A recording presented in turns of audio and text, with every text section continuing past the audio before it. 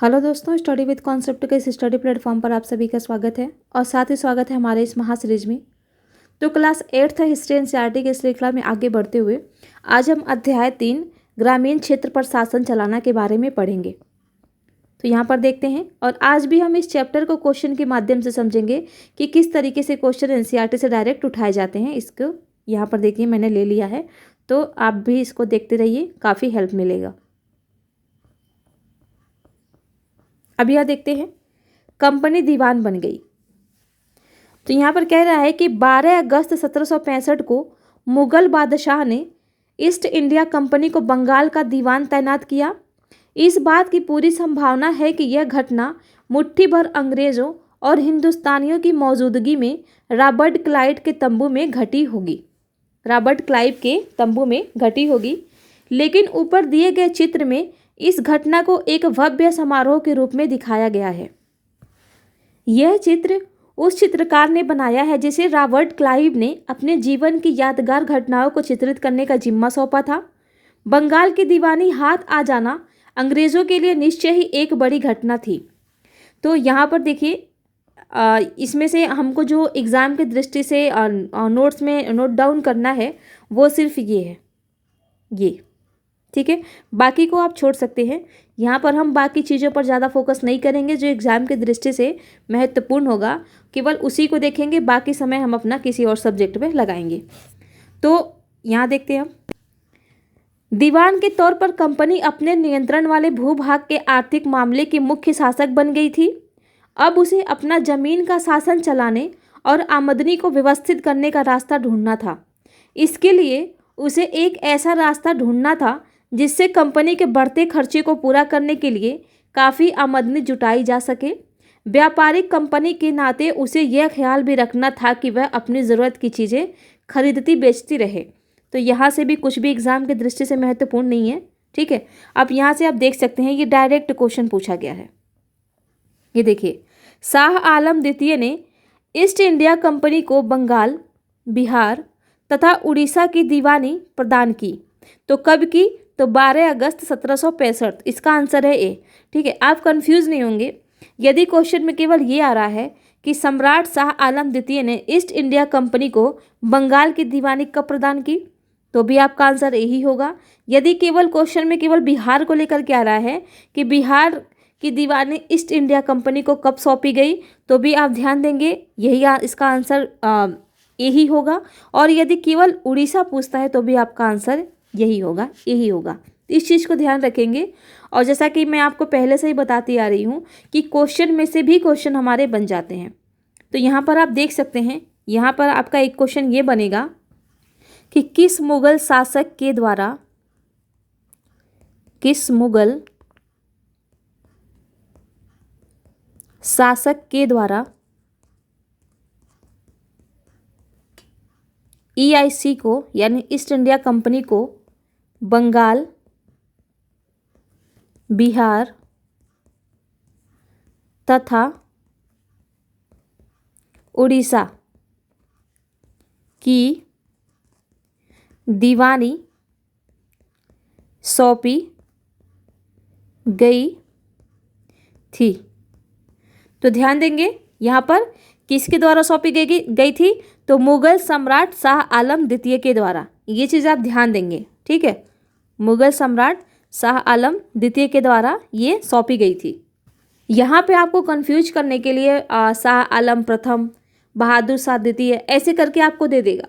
तो आपको कंफ्यूज नहीं होना है, ये चीज़ आपको ध्यान रखनी है। और बाकी आप अपने यहाँ से इस पैराग्राफ से केवल अपने नोट्स अगर आप बनाएंगे तो केवल इतना ही ध्यान रखेंगे कि 12 अगस्त 1765 को EIC को मुगल सम्राट, आप नाम भी यहाँ पर डाल देंगे, ठीक है। हालांकि यहाँ पर नाम नहीं दिया है, मुगल सम्राट या मुगल बादशाह कुछ भी कीजिए, यहाँ पर नाम नहीं दिया, लेकिन आप नोट्स में ना नाम को भी नोट डाउन करेंगे। मुगल सम्राट शाह आलम द्वितीय के द्वारा बंगाल, बिहार, उड़ीसा की दीवानी सौंपी गई थी। बस इतना ही लिखेंगे आप, ठीक है। यहाँ पर मैं ये सौंपी गई थी, क्या गई थी, तो आप सभी को पता है, ये भी चीज़ लिखने की ज़रूरत नहीं है। लेकिन अगर आप स्टार्टिंग में नोट्स बना रहे हैं तो आप शॉर्टकट का, मैं ये कहूँगी कि शॉर्टकट का तरीका आप मत अपनाइए, ठीक है। आप पहली बार नोट्स बना रहे हैं, आप अच्छे से लिखिए, कुछ चीज़ को भूलिए मत। आप जाइए वहाँ पर देख करके एक ही बार में आपको याद आ जाए। जब ऐसी चीज़ें आप स्टार्टिंग में ऐसे करेंगे ना, तो फिर आगे जा करके आप खुद ही सीख जाएंगे कि नोट्स को कैसे सॉर्ट करना है। तो यहाँ से आपको इतना ही करना है। और एक चीज़ आप और ध्यान देंगे कि ये जो बंगाल है ना, बंगाल, बिहार और उड़ीसा, तो उस टाइम पे आपको पता है कि मद्रास भी काफ़ी प्रचलन में था। तो ध्यान देंगे, यहाँ पर ये तीन हैं, तो इन तीनों का नाम बखूबी अपने माइंड में आप सेट करके रखेंगे।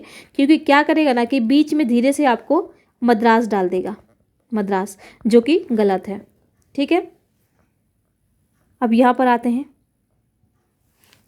समय के साथ कंपनी को यह भी समझ में आने लगा कि उसे सावधानी के साथ आगे बढ़ना होगा।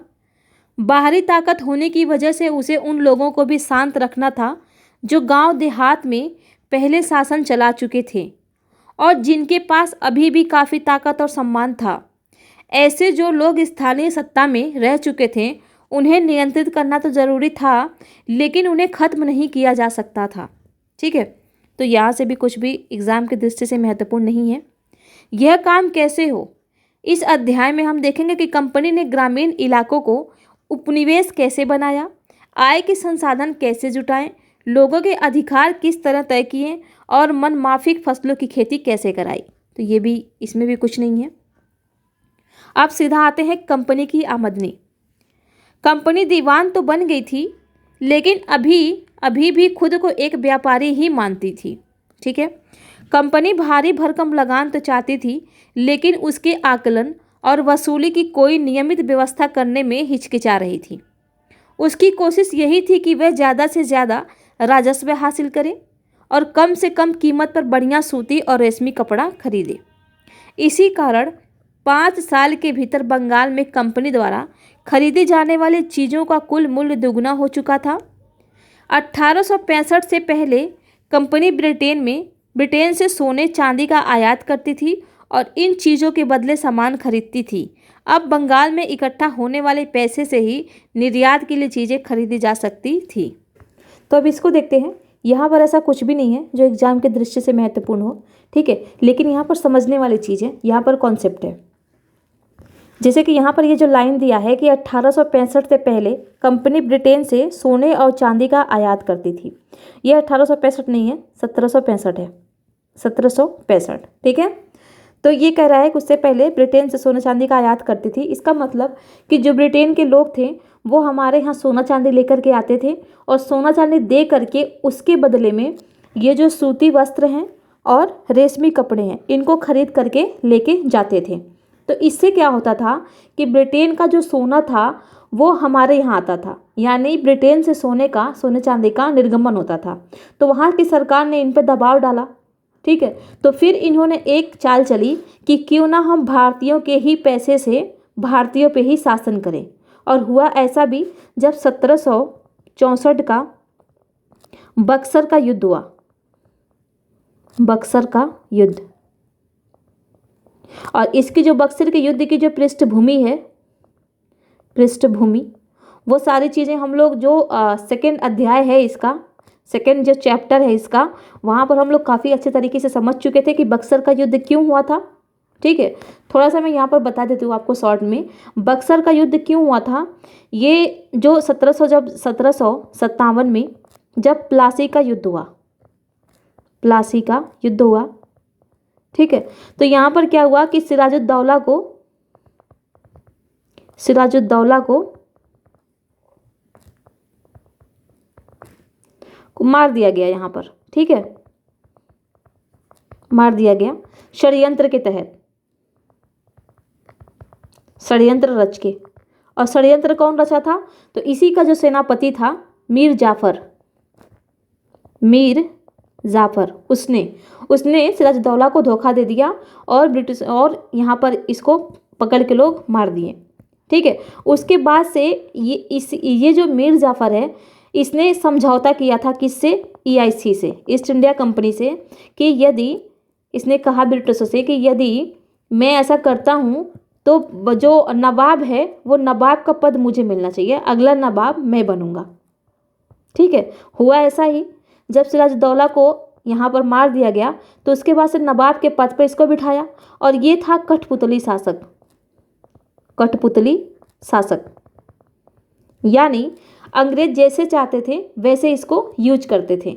ये परेशान हो गया और अंग्रेजों को जो है पैसा वगैरह देना इसने कम कर दिया, बंद कर दिया। फिर अंग्रेजों ने क्या किया, देखा कि ये अब मान नहीं रहा है, पैसे हमको दे नहीं रहा है, हमारे कहे अनुसार ये इशारों पर चल नहीं रहा है। तब क्या किया अंग्रेजों ने, इसको हटा करके मीर जाफर को हटा करके इसको लेके आए। ये लेके आए थे फिर मीर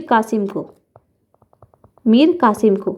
अब ये जो था ये भी कठपुतली शासक में ही आता है। कठपुतली शासक ये भी इसी में आता है। हालांकि काफ़ी अच्छे तरीके से हम लोगों ने दूसरे वीडियो में समझा है।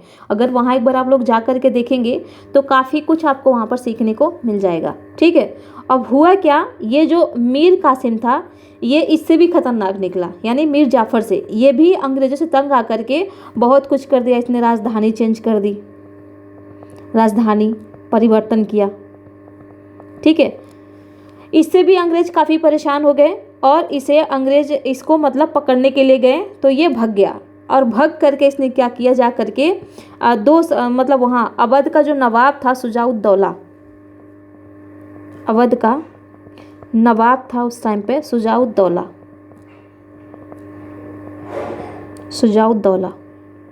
उससे हेल्प मांगी। और शुजाउद्दौला के साथ साथ ये शाह आलम द्वितीय से हेल्प मांगा, शाह आलम द्वितीय से। और इन तीनों ने फिर मिल करके, ये जो ये तीनों थे कौन कौन, मीर कासिम, दूसरा शुजाउद्दौला और तीसरा शाह आलम द्वितीय। इन्होंने क्या किया, मिल करके ब्रिटिशों के खिलाफ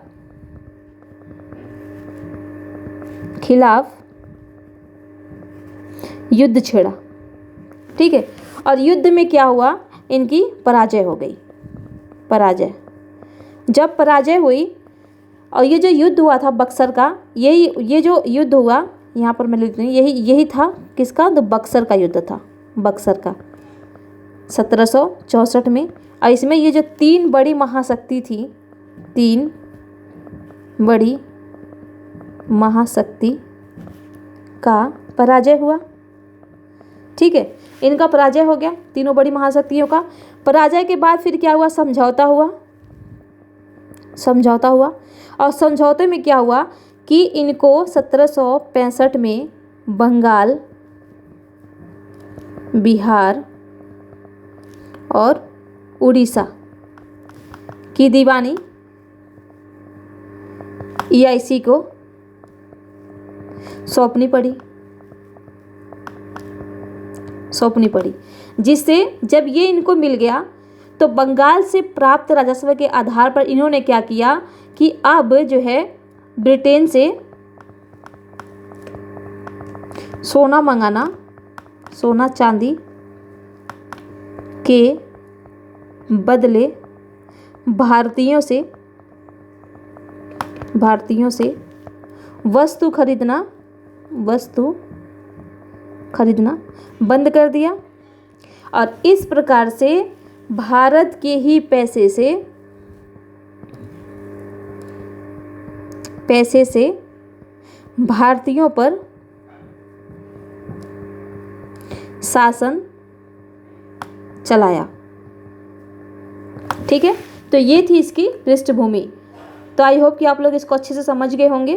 ठीक है, और उसके बाद से अभी हम देखेंगे ये जो स्थायी बंदोबस्त है इसको क्यों लाया गया, इसको भी हम देखेंगे। तो आप देख सकते हैं कि यहाँ पर जो ये पैराग्राफ दिया था कि बाहरी ताकत होने की वजह से उन्हें उन लोगों की शांत रखना था, गांव देहात में शासन चला चुके थे और जिनके पास, यानी ये कुल मिला जुला करके क्या था कि ये डरते थे कि कहीं ये जो बड़ी बड़ी शक्तियाँ हैं वो एक साथ ना मिल जाएं, और जब एक साथ मिल जाएंगे तो फिर हमें यहाँ से भागना पड़ेगा, क्योंकि हम लोग हैं बाहरी और यहाँ के बारे में कुछ ज़्यादा जानते नहीं हैं, और जो यहाँ के स्थानीय शासन है, सत्ता है, उनको हराना काफ़ी मुश्किल होगा। तो इन्होंने पहले तो समझा, लोगों को लालच दिया और इन्हीं लोगों का सहारा लेकर के इन्हीं लोगों को हरा करके इन्हीं के ऊपर शासन किया। ये थी इनकी रणनीति। अब यहाँ देखते हैं बंगाल स्थित मुर्शिदाबाद का एक साप्ताहिक हाट। अच्छा, इसको छोड़िए, यहाँ पर कुछ भी नहीं है। यहाँ देखते हैं, जल्दी ही यह जाहिर हो गया कि बंगाल की अर्थव्यवस्था एक गहरे संकट में फंसती जा रही है। कारीगर गांव छोड़कर भाग रहे थे क्योंकि उन्हें बहुत कम कीमत पर अपनी चीज़ें कंपनी को जबरन बेचनी पड़ती थी। किसान अपना लगान नहीं चुका पा रहे थे, कारीगरों का उत्पादन गिर रहा था और खेती चौपट होने की दिशा में बढ़ रही थी। तो यहाँ से भी कुछ भी इम्पोर्टेंट नहीं है एग्जाम की दृष्टि से, इसको भी हम छोड़ सकते हैं। ठीक है, आगे देखते हैं। 1770 में पड़े अकाल ने बंगाल में 1 करोड़ लोगों को मौत की नींद सुला दिया। इस अकाल में लगभग 1/3 आबादी समाप्त हो गई। तो यहाँ से जो आपको नोट डाउन करना है वो ये करना है कि बंगाल में क्वेश्चन फॉर्म में कीजिएगा, हमेशा क्वेश्चन फॉर्म में अगर आप करेंगे तो आपको बहुत सी चीज़ें सीखने को मिलेंगी और आपकी जो क्रिएटिविटी है वो बढ़ती जाएगी। ठीक है, तो यहाँ पर जो हमको ध्यान देना वो ये देना है कि बंगाल में अकाल कब पड़ा था। तो इसका आंसर है आपका 1770 में। ठीक है, बस यही आपको नोट करना है। तो आप देख सकते हैं कि यहाँ जो चीज़ थी वो समझने वाली चीज़ थी। बाकी यहाँ पर आप देखिए, केवल अभी तक जो इतना हमने पढ़ लिया, 2 पेज हमने पढ़ लिया, तीसरे पेज पे आ गए और इनमें हमको केवल 2 ही चीज़ मिली। बाकी यहाँ पर आप कॉन्सेप्ट समझते जाइएगा। अगर आपने कॉन्सेप्ट समझ लिया तो अगर क्रोनोलॉजी भी पूछता है कि युद्ध कब हुए, किसके किसके बीच हुए, तो ये सारी चीज़ें आप आसानी से यहाँ से कर ले जाएंगे, कोई दिक्कत ही नहीं होगी आपको। ठीक है, अब देखते हैं खेती में सुधार की ज़रूरत। अगर अर्थव्यवस्था संकट में थी तो क्या कंपनी अपनी राजस्व आय के बारे में आश्वस्त रह सकती थी? कंपनी के ज़्यादातर अफसरों को यह लगने लगा था कि ज़मीन में निवेश करना और खेती में सुधार लाना जरूरी है। अब यहाँ भी इनकी रणनीति निकल करके सामने आ रही है, यहाँ भी बस समझने वाली चीज़ है। ठीक है, अब इनको लगा कि कंपनी जो है ना, कि कंपनी का अब इतना बड़ा साम्राज्य है, कंपनी इतनी बड़ी है, तो इनको चलाने के लिए इनको केवल राजस्व पर ही निर्भरता काफ़ी नहीं है। ठीक है, निर्भरता काफ़ी नहीं है, निर्भरता कम है। तो इन्होंने कहा कि क्यों ना हम भूमि में सुधार करें। एक तो हमारा इधर से राजस्व आ रहा है अलग तरीके से, व्यापार के माध्यम से, तो क्यों ना हम खेती में सुधार करें और ज़्यादा से ज़्यादा लोगों से लगान वसूलें। तो इस तरीके से हमारा 2 तरह से राजस्व आएगा, तो हम इनके ऊपर बढ़िया से शासन कर पाएंगे और इनका तो भाई ऐशो आराम तो है ही। यह काम किस तरह किया जा सकता था, इस सवाल पर 2 दशकों तक बहस चली। आखिरकार कंपनी ने 1793 में स्थायी बंदोबस्त लागू किया। इस बंदोबस्त की शर्तों के हिसाब से राजाओं और तालुकदारों को जमींदारों के रूप में मान्यता दी गई। उन्हें किसानों से लगान वसूलने और कंपनी को राजस्व चुकाने का जिम्मा सौंपा गया। उनकी ओर से चुकाई जाने वाली राशि स्थायी रूप से तय कर दी गई थी। इसका मतलब यह था कि भविष्य में कभी भी उसमें इजाफा नहीं किया जाना था। अंग्रेजों को लगता था कि इससे उन्हें नियमित रूप से राजस्व मिलता रहेगा और जमींदारों को जमीन में सुधार के लिए खर्च का प्रोत्साहन मिलेगा। ठीक है, तो देखिए यहाँ भी इनकी रणनीति है, वही जो मैं आपको ऊपर बता रही थी कि यदि हम जमीन उसमें भूमि में सुधार करेंगे तो इससे क्या होगा कि हमको अतिरिक्त राजस्व भी मिलेगा और वो नियमित रूप से मिलेगा, क्योंकि खेती तो आपको नियमित रूप से ही होती है। और जमींदारों को ज़मीन में सुधार करने का के लिए खर्च का प्रोत्साहन भी मिलता रहेगा। वहाँ से खर्च वो लोग लेते रहेंगे, अपना खर्चा पानी चलता रहेगा। तो इस तरीके से उनको और लालच होगी कि हम भूमि में और सुधार करें और पैसा कमाएं। लेकिन ये चीज़ इनको उल्टी पड़ गई। अभी देखते हैं कैसे। उन्हें लगता था कि क्योंकि राज्य की ओर से राजस्व की मांग बढ़ने वाली नहीं थी, इसीलिए जमींदार बढ़ते उत्पादन से फायदे में रहेंगे। तो यहाँ भी आपको यहाँ पर एग्जाम की दृष्टि से कुछ भी मतलब नोट डाउन नहीं करना है, ठीक है, लेकिन हाँ समझते हुए चलना है। यही चीज़ आपको मेंस में काम आएगी। ये जो बोली हुई चीज़ रहती है ना ज़्यादा, यही इंपॉर्टेंट होती है। ये तो सब पढ़ लेंगे, लेकिन पढ़ के बताइए आप क्या निकालेंगे इसमें से, कुछ समझ में ही नहीं आएगा। ठीक है, तो यहाँ से जो हमको नोट डाउन करने हैं, एनसीईआरटी का मतलब यही होता है कि प्री के हिसाब से आपको नोट डाउन करते हुए चलना है ये चीज़ें, और मेंस के हिसाब से इसके पीछे जो कॉन्सेप्ट छुपा हुआ है उसको समझते हुए चलना है। तो यहाँ पर देखिए, कंपनी ने स्थायी बंदोबस्त कब लागू किया था, कंपनी के द्वारा स्थायी बंदोबस्त कब लागू किया गया था। तो यहाँ पर आप देखिए, ये देखिए, लॉर्ड कॉर्नवालिस का स्थायी बंदोबस्त लागू किया गया था। अगर कंपनी द्वारा पूछे या लॉर्ड कॉर्नवालिस द्वारा पूछे, दोनों का आंसर कितना होगा आपका 1793, आंसर होगा डी।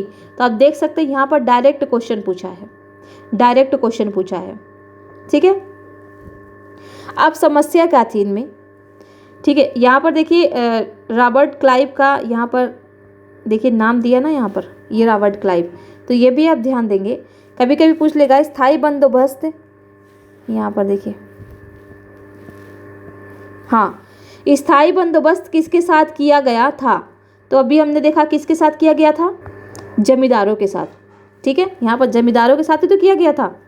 यहाँ पर देखिए, देखिए जमींदारों को जमीन में सुधार के लिए खर्च का प्रोत्साहन, या जमींदारों के साथ ही तो किया गया था। ये देखिए यहाँ पर भी दिया हुआ है, जमींदारों के रूप में मान्यता मिली, स्थायी बंदोबस्त को चलाने के लिए जमींदारों के रूप में मान्यता मिली, और जमींदार ही इसमें क्या हुए, चलाने के लिए इन्हीं को सम्मिलित किया गया, यानी इन्हीं को शक्ति दी गई, इन्हीं को अधिकार दिया गया। जमींदारों के साथ ही ये स्थायी बंदोबस्त का समझौता किया गया। किसानों पे आप लोग मत लगाइएगा, वो जो रैयतवाड़ी व्यवस्था है, अभी उसके बारे में भी हम पढ़ेंगे, तो वो जो रैयतवाड़ी व्यवस्था है ना, वो किसानों के साथ किया गया था, लेकिन जो स्थायी बंदोबस्त है वो जमींदारों के साथ किया गया था। बिल्कुल भी आप कंफ्यूज नहीं होंगे। यूपीएससी अगर स्टेटमेंट बनाएगा तो यहाँ पर कर देगा, जैसे अगर एक क्वेश्चन के माध्यम से अगर हम समझें,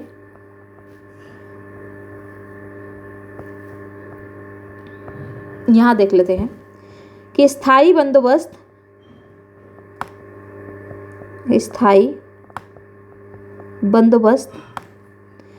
किसानों के साथ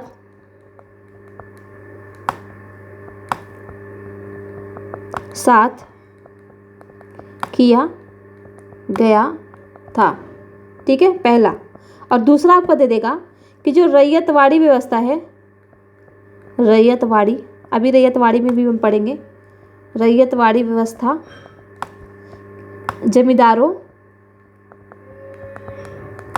के साथ किया गया था। ठीक है, ऐसे कर देगा। तो आपको ध्यान देना है, ये देखिए इसका कर दिया इसमें और इसका कर देगा इसमें, और आप हो जाएंगे कंफ्यूज। और यहाँ पर देगा निम्नलिखित में से सही कथन चुनिए। ए दे देगा केवल एक, बी दे देगा केवल दो, सी दे देगा दोनों सही, और डी दे देगा आपका उपर्युक्त में से कोई नहीं। तो आपका आंसर होगा डी, क्योंकि कोई नहीं, क्योंकि यहाँ तो जो स्थायी बंदोबस्त है वो जमींदारों के साथ की गई है, और रैयतवाड़ी जो है वो किसानों के साथ की गई है। तो यहाँ पर देखिए दोनों चेंज कर दिया है। तो विशेषकर आपको ऐसे चीज़ों को पढ़ते हुए ध्यान देना है और खुद से सोचना है कि किस तरीके से क्वेश्चन बन सकते हैं। मैं आपको हर एक चैप्टर में क्वेश्चन बना करके समझाती हूँ, और अगर आप यूपीएससी के क्वेश्चंस को उठा करके भी देखेंगे तो ज़्यादातर जो आपके क्वेश्चन होते हैं ना, वो ऐसे ही स्टेटमेंट को चेंज करके ही बना करके दिया रहता है। रटने को तो सब रट लेंगे, लेकिन प्रॉब्लम ये है कि उसको प्रेजेंट किस तरीके से आप कर पाते हैं, या एग्ज़ाम हॉल में जा कर के उस क्वेश्चन को आप कैसे अटेम्प्ट कर पाते हैं, तो ये इम्पोर्टेंट होता है। ठीक है, तो यहाँ पर देखते हैं, इससे संबंधित क्वेश्चन एक और था यहाँ पर हमारा। अच्छा, ये रहा स्थायी बंदोबस्त, वही चीज़ है। देखिए एमपीपीसीएस में भी पूछा हुआ है, किसके साथ, जमींदारों के साथ ही किया गया था। फिर हमने ये भी क्वेश्चन देख ही लिया कि स्थायी बंदोबस्त किसके साथ किया गया था। ये देखिए बीपीएससी में पूछा है, और अभी देखिए 53, 55 2 बार पूछा है ये। तो देख रहे हैं कितना इंपॉर्टेंट है ये। तो इस तरीके के ये क्वेश्चन डायरेक्ट बनते हैं। तो आप यहाँ से देख सकते हैं कि एनसीईआरटी को कैसे पढ़ने हैं, कैसे क्वेश्चंस बनते हैं। अब यहाँ पर देखते हैं, मगर स्थायी बंदोबस्त ने, यानी जो समस्या या कह सकते हैं कि चुनौतियाँ। कंपनी के अफसरों ने पाया कि अभी जमींदार जमीन में सुधार के लिए खर्चा नहीं कर रहे हैं। अब क्यों करेंगे? एक तो आपने इनका फिक्स कर दिया है कि हाँ आपको इतना ही मिलेगा, ठीक है, तो ये भला क्यों करेंगे सुधार? इनका तो फिक्स है। सुधार करेंगे इसमें क्या था कि जमींदारों को कितने पैसे दिए जाएंगे इसमें फिक्स कर दिया गया था, तो इसलिए जमींदार लापरवाह हो गए थे। वो सोचते थे कि भाई हम सुधार भी करेंगे तो भी हमको कुछ मिलने वाला है नहीं ज़्यादा, तो इसलिए ये क्या करते थे कि उस पर ध्यान देते ही नहीं थे। बस राजस्व वसूलते थे, किसानों का शोषण करते थे, उसमें से पैसा अपना कुछ साइड में कर लेते थे, बाकी आप उठा करके दे देते थे उनको। इनका जो अस्थायी जो सैलरी थी वो तो इनको मिल ही रही थी, बाकी ये दबाव डाल करके किसानों से ज़्यादातर राजस्व जब वसूल करते थे टैक्स वगैरह, तो उसमें से क्या करते थे कि कुछ पैसे तो दबा लेते थे, चुरा लेते थे, और बाकी पैसे ले जा करके उनको दे देते थे। तो ये समस्या थी। असल में कंपनी ने जो राजस्व तय किया था वह इतना ज़्यादा था कि उनको चुकाने में जमींदारों को भारी परेशानी हो रही थी। देखिए यहाँ पर तो एक तो उन्होंने इतना ज़्यादा, कंपनी ने बोला था जमींदारों को कि देखो इतने में से इतना मेरा है, बाकी का आपका है, तो इतना ज़्यादा तय किया था कि बेचारे उसी को नहीं चुका पा रहे थे जमींदार, तो अपना खर्चा भला कहाँ से निकालेंगे, ठीक है। तो ये चुनौती थी। जो जमींदार राजस्व चुकाने में विफल हो जाता था उसकी जिम्मेदारी छीन ली जाती थी। आप देखिए, यानी वो नहीं चुका पाया तो उसकी जिम्मेदारी छीन लेते थे कि चलो जा हटाओ, तुमको ये अधिकार दिया था, तुम तो इसके लायक हो ही नहीं, ठीक है, तो वो छीन लेते थे। बहुत सारी जिम्मेदारियों को कंपनी बाकायदा नीलाम कर चुकी थी। अब यहाँ पर देखिए, यहाँ पर कंपनी नीलाम भी कर देते थे ये लोग, ठीक है। 19वीं सदी के पहले दशक तक हालात बदल चुके थे। बाजार में कीमतें बढ़ीं और धीरे धीरे खेती का विस्तार होने लगा। इससे जमींदारों की आमदनी में तो सुधार आया, लेकिन कंपनी को कोई फ़ायदा नहीं हुआ, क्योंकि कंपनी तो हमेशा के लिए राजस्व तय कर चुकी थी। अब वह राजस्व में वृद्धि नहीं कर सकती थी। तो यहाँ से भी कुछ भी नहीं है हमारा एग्जाम की दृष्टि से। लेकिन जमींदारों को अभी भी ज़मीन की बेहतरी में कोई दिलचस्पी नहीं थी। उनमें से कुछ तो बंदोबस्त के शुरुआती सालों में ही अपनी ज़मीन गंवा चुके थे। जो बचे रह गए थे अब उन्हें भी बिना परेशानी और निवेश का खतरा उठाए आमदनी की उम्मीद दिखाई दे रही थी। जब तक जमींदार किसानों को ज़मीन देकर उनसे लगान वसूल सकते थे, उन्हें ज़मीन में सुधार की परवाह नहीं थी। तो ये भी छोड़िए, इसमें भी कुछ भी नहीं है, ठीक है। यहाँ से भी आपका कुछ भी नहीं है। अब इसको देख लेते हैं एक बार। बंगाल की रैयतों पर कोलब्रुक का कथन। बंगाल की बहुत सारे गांवों में कई ताकतवर रैयत खुद खेती नहीं करते थे। रैयत का मतलब होता है यहाँ पर किसान। किसान, ध्यान देंगे, वे औरों को पट्टे पर जमीन दे देते थे और उनसे भारी लगान वसूल करते थे। 1860 में एस.टी. कोलब्रुक ने इन काश्तकारों की स्थिति इन शब्दों में बयान की कि बटाई की भारी शर्तों और मवेशियों, बीज, आजीविका के व कर्जों के बदले बेगारी से दबे ये काश्तकार खुद को कर्जे से कभी बाहर नहीं निकाल सकते। जब उन्हें जीने को भी पूरा नहीं मिलता तो ऐसे भयानक हालात में वे दिल लगाकर काम कैसे कर सकते हैं, ठीक है। तो ये सब छोड़िए, यहाँ पर कुछ भी ऐसा नहीं है। बस ये ध्यान रखेंगे कि रैयत किसको कहते हैं, तो रैयत कहते हैं किसान को। ये शब्दावली है और ये प्रीवियस ईयर में पूछा भी गया है।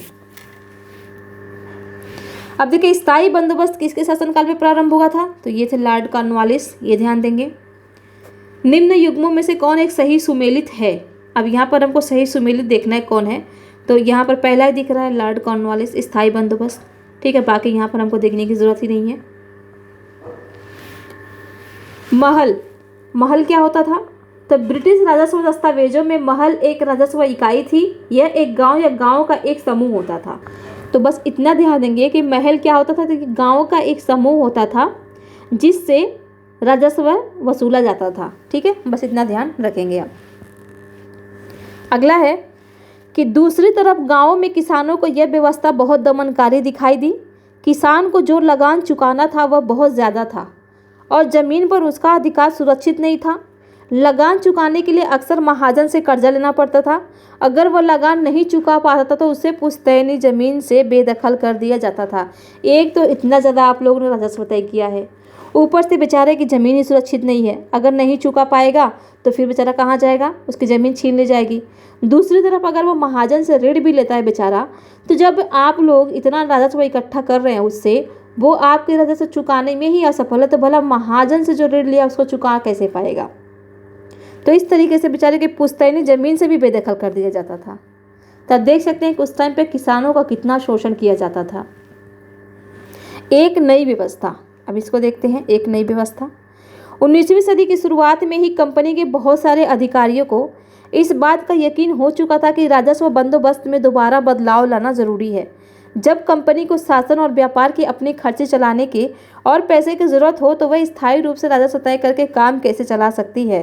तो ये भी कुछ नहीं है, यहाँ छोड़ सकते हैं आप। बंगाल प्रेसिडेंसी के उत्तर पश्चिम प्रांतों के लिए होल्ट मैकेंजी नामक अंग्रेज ने एक नई व्यवस्था तैयार की जिसे 1822 में लागू किया गया। मैकेंजी को विश्वास था कि उत्तर भारतीय समाज में गांव एक महत्वपूर्ण सामाजिक संस्था है और उसको बनाए रखना चाहिए। उसके आदर्शों पर कलेक्टरों ने गांव-गांव का दौरा किया, जमीन की जांच की, खेती को मापा और विभिन्न समूहों के रीति रिवाजों को दर्ज किया। गांव के एक एक खेत में अनुमानित राजस्व को जोड़कर हर गांव या ग्राम समूह, यानी इसको कहते हैं महाल, जिसको हमने अभी वहाँ पर देख लिया ऊपर, से वसूल होने वाले राजस्व का हिसाब लगाया जाता था। इस राजस्व का स्थायी रूप से तय नहीं किया गया, बल्कि उसमें समय समय पर संशोधनों की गुंजाइश रखी गई। राजस्व इकट्ठा करने और उसे कंपनी को अदा करने का जिम्मा जमींदार की बजाय गांव के मुखिया को सौंपा गया। इस व्यवस्था को महालवाड़ी बंदोबस्त नाम दिया गया। तो अब इस पैराग्राफ से जो आपको नोट्स में नोट डाउन करने हैं वो ये हैं कि सबसे पहले तो आप ये ध्यान देंगे कि ये जो महालवाड़ी व्यवस्था है, महालवाड़ी व्यवस्था की शुरुआत कब की गई थी?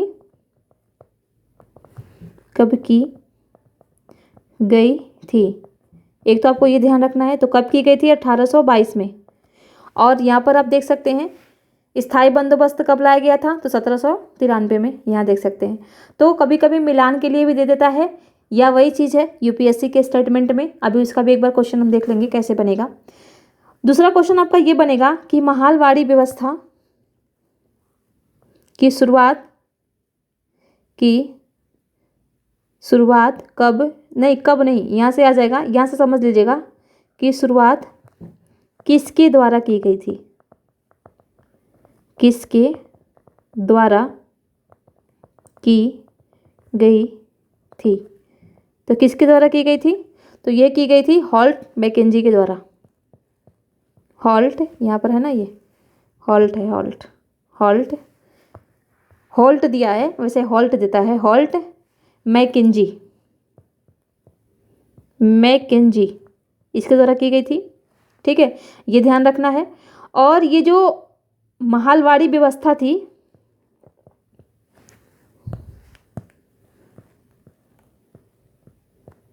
महालवाड़ी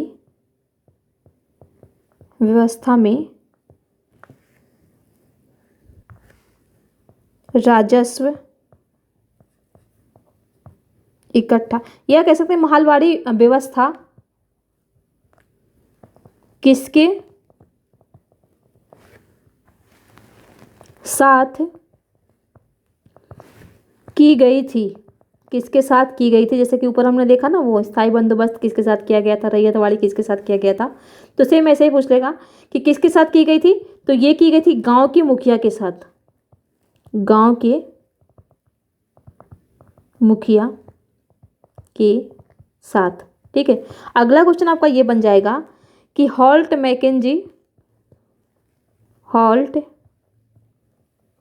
मैकेंजी का संबंध किससे है? तो ध्यान देंगे किससे है, तो ये है महालवाड़ी व्यवस्था से। और ठीक इसी को उल्टा कर देगा भाई। क्वेश्चन कहाँ से मिलेगा इनको? यहीं से तो मिलेगा, घुमा फिरा के सीधा उल्टा कर देगा कि महालवाड़ी व्यवस्था से संबंधित हैं। तो कौन है संबंधित? अभी हमने देखा होल्ट मैकेंजी। ठीक ठीक है। अगर हम स्टेटमेंट में देखें तो 3, यहाँ पर हमेशा 2-2 का बनाते हैं, आज 3 का बना लेते हैं। कैसे होगा यहाँ पर देख लेते हैं। पहला स्टेटमेंट ये होगा कि महालवाड़ी व्यवस्था 1793 में प्रारंभ की गई थी। ठीक है। दूसरा आपका दे देगा, यह व्यवस्था जमींदारों से संबंधित था। ठीक है। तीसरा आपका बन जाएगा कि इस व्यवस्था को शुरू करने का श्रेय हॉल्ट मैकेंजी को दिया जाता है। ठीक है। फिर दे देगा कि निम्नलिखित में से असत्य को चुनिए। हमेशा सत्य सत्य थोड़े ना ढूंढेंगे, असत्य पे भी तो ध्यान दीजिए यहाँ पर क्या बोल रहा है। ठीक है। पहला दे देगा आपका एक केवल एक, दूसरा दे देगा आपका केवल एक और दो, तीसरा दे देगा आपका 1 2 3 सभी, और चौथा दे देगा आपका उपर्युक्त में से कोई नहीं। तो आपको पता है 3 सही है, तो 3 को एलिमिनेट कीजिए और इसी के साथ हमारा चौथा ऑप्शन भी हट जा रहा है। ठीक है। ये पता आपको किस में आया था, स्थायी बंदोबस्त, और ये संबंधित था मुखिया से, गांव के मुखिया से। तो इसमें पूछा असत्य, तो यही दोनों हमारे असत्य आंसर हो गया आपका बी। तो इस तरीके से आप क्वेश्चन को बना करके प्रैक्टिस कीजिए, ऐसे भूलेंगे भी नहीं, आपको चीज़ें याद हो जाएंगी। अब यहाँ से जो आपको नोट डाउन करने हैं उसे भी एक बार देख लेते हैं। तो आपको नोट डाउन क्या करना है, जैसे अगर मैं यहाँ से टोटल में से लूँ तो बस इतना ही आप ध्यान रखेंगे, महालवाड़ी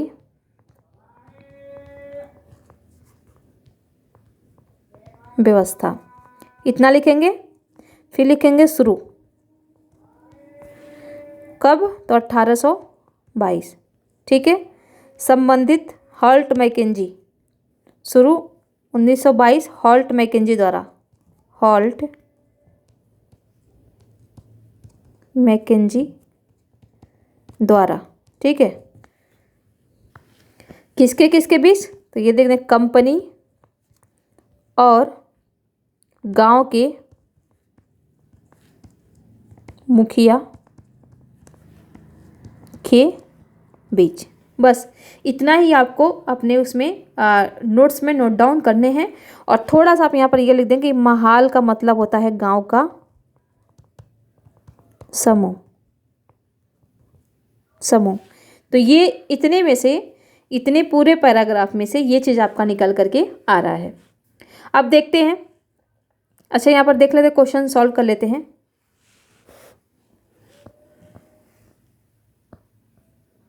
पहले इसको देख लेते हैं, क्वेश्चन इससे संबंधित है। ठीक है। ज्ञान से देखते हैं। मुनरो व्यवस्था, तो यहाँ पर दिया है कि ब्रिटिश नियंत्रण वाले दक्षिण भारतीय इलाकों में भी स्थायी बंदोबस्त की जगह नई व्यवस्था अपनाने का प्रयास किया जाने लगा। वहाँ जो व्यवस्था विकसित हुई उसे रैयतवार या रैयतवाड़ी का नाम दिया गया। कैप्टन अलेक्जेंडर रीड ने टीपू सुल्तान के साथ चले युद्धों के बाद कंपनियों द्वारा कब्जे में लिए गए कुछ इलाकों में इस व्यवस्था को आजमा कर भी देख लिया था। टॉमस मुनरो ने इस व्यवस्था को विकसित किया और धीरे धीरे पूरे दक्षिण भारत में यह व्यवस्था लागू कर दी गई। ठीक है। तो 2 फैक्ट, पहला ये कि रैयतवाड़ी व्यवस्था को किसने शुरू किया, किसने विकसित किया, तो टॉमस मुनरो ने। ठीक है। रीड और मुनरो को लगता था कि दक्षिण में परंपरागत जमींदार नहीं थे, इसीलिए उनका तर्क यह था कि उन्हें सीधे किसानों से ही, ये देखिए किसान, रैयत का मतलब होता है किसान, से ही बंदोबस्त करना चाहिए जो पीढ़ियों से जमीन पर खेती करते आ रहे हैं। राजस्व आजकल से पहले उनके खेतों का आकलन से पहले उनके खेतों का सावधानीपूर्वक और अलग से सर्वेक्षण किया जाना चाहिए। मुनरो का मानना था कि अंग्रेज को पिता की भांति किसानों की रक्षा करनी चाहिए। तो ये सब छोड़िए, यहाँ से जो हमको देखना है वो ये देखना है, एक तो ये देखना है आपको कि रैयतवाड़ी व्यवस्था किसके द्वारा प्रारंभ किया गया था। तो वहाँ पर देखिए क्वेश्चन भी है, रैयतवाड़ी प्रथा प्रारंभ की गई थी तो टॉमस मुनरो, ठीक है। मद्रास में रैयतवाड़ी बंदोबस्त से कौन संबंधित था, तो वो था मुनरो, ठीक है। अब मद्रास के रैयतवाड़ी बंदोबस्त से कौन संबंधित रहा, तो वही था मुनरो। तो यहाँ पर एक चीज़ आपको ध्यान देने वाली बात यह है कि यहाँ पर तो आप देख सकते हैं कि रैयतवाड़ी प्रथा प्रारंभ की गई थी किसके द्वारा, तो टॉमस मुनरो के द्वारा। लेकिन अब यहाँ पर देखिए क्वेश्चन में से ही क्वेश्चन कैसे बनाया है कि मद्रास के रैयतवाड़ी बंदोबस्त से कौन संबंधित था। यानी अब यहाँ से ये जो चीज़ है मद्रास, इसको उठा करके किस तरीके से यहाँ क्वेश्चन बना दिया है कि मद्रास के रैयतवाड़ी बंदोबस्त से कौन संबंधित था। यानी कि ये जो बंदोबस्त था वो कहाँ शुरू किया गया था।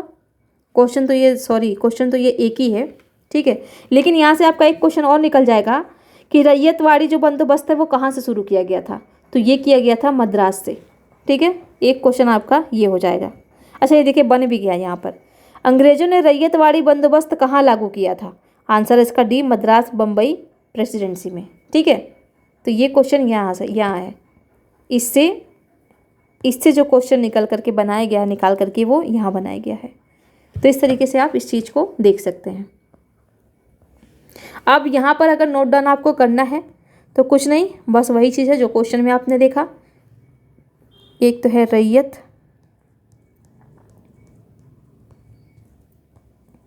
व्यवस्था, मद्रास से शुरू,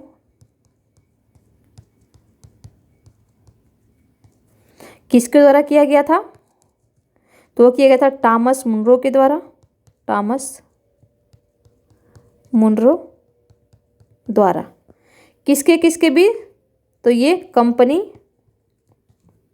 और किसानों के बीच। तो ये चीज़ आप ध्यान रखेंगे, मोस्ट इम्पॉर्टेंट है। स्थायी बंदोबस्त किसके साथ हुआ था, ठीक है, रैयतवाड़ी किसके साथ हो रहा है और महालवाड़ी किसके साथ हुआ था। ये तीनों इंपॉर्टेंट स्टेटमेंट अगर बनेगा इन्हीं तीनों में से घुमा फिरा करके ही बनेगा। और आप देख सकते हैं मोस्टली क्वेश्चन इस चैप्टर से पूछे गए हैं या उसमें क्या बोलते हैं एग्जामों में, चाहे वो स्टेट पीसीएस का हो या यूपीएससी का हो या कोई भी एग्ज़ाम हो, यहाँ तक कि एसएससी वगैरह में भी पूछ जाते हैं ये सारे क्वेश्चंस। तो आप इसको ध्यान में रखेंगे, कंफ्यूज नहीं होंगे। एक नोट्स बना लेंगे और टेबल फॉर्म में लिख देंगे।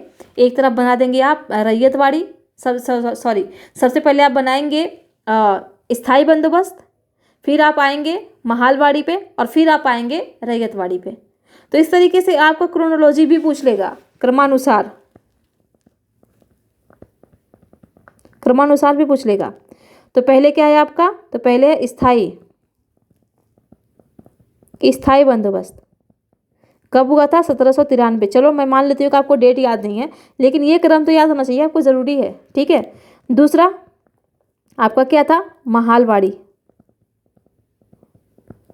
कब किया गया था, 1822, ठीक है। डेट ज़रूरी नहीं है, अगर आपको नहीं याद हो रहा तो कोई दिक्कत नहीं, ये इतना याद रखेंगे तो भी हो जाएगा।